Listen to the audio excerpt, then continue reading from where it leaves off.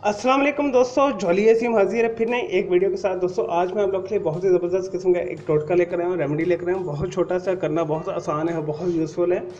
दोस्तों अक्सर ये होता है घर के अंदर या बाहर कहीं किसी भी जगह के ऊपर जो है जाते हुए आपको शहद की जो है मक्खी वो बाइट कर लेती है, वो आपको काट लेती है और बहुत शदीद दर्द होता है। आपने जो है दो चीज़ों के साथ जो है आपका ये मसला हल हो जाएगा। और स्पेशली इन लोगों के लिए भी बहुत अच्छा है जिन्होंने घर के अंदर पालतू जानवर पाले हुए हैं और कई दफ़ा प्यार प्यार के अंदर जो है वो जानवर काट लेता है। स्पेशल जो बिल्ली होती है और कुत्ता होता है, और इसके अलावा जो दूसरे पेट्स होते हैं, और दोस्तों जिनकी खुराक जो है मिली जुली होती है, जिसमें वो गोश्त भी खाते हैं, सब्ज़ी भी खाते हैं, जिसकी वजह से उनके दांतों के अंदर इन्फेक्शन होती है। और जब आपको वो काटता है तो आपके अंदर भी वो जो इन्फेक्शन ट्रांसफ़र हो जाती है। तो आपने फ़ौरन से पहले ये दो चीज़ें घर के अंदर मौजूद होती हैं कर लेनी है। तो बगैर टाइम ज़ाया किए रेमेडी की तरफ आते हैं। और दोस्तों यहाँ पे मैंने एक लेमन जो है फ्रेशली स्क्वीज करके रखा हुआ है, और 3 से 4 चुटकी हमें चाहिए नमक, सफ़ेद नमक जो होता है, रेगुलर जो नमक हम इस्तेमाल करते हैं। दोस्तों जो मैंने एक लेमन जूस से निचोड़ के रखा है, इसके अंदर 3 से 4 चुटकी नमक शामिल करना है और अच्छे तरीके से इसे मिक्स करके हाथ के साथ कर लें। 1 से 2 मिनट तक इसे अच्छे तरीके से आपने मिक्स करना है।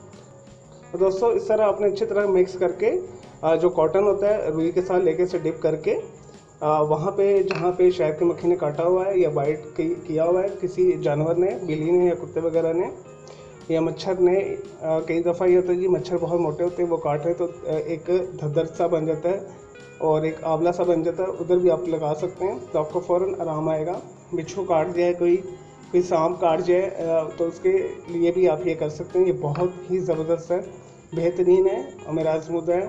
तो काफ़ी लोगों ने ये इस्तेमाल किया, उन्हें बहुत फ़ायदा हुआ है। दोस्तों स्पेशली जो बिल्ली के काटने पे और शहद की मक्खी वगैरह काटने में और बिच्छू के काटने के लिए ये बहुत ज़बरदस्त चीज़ है।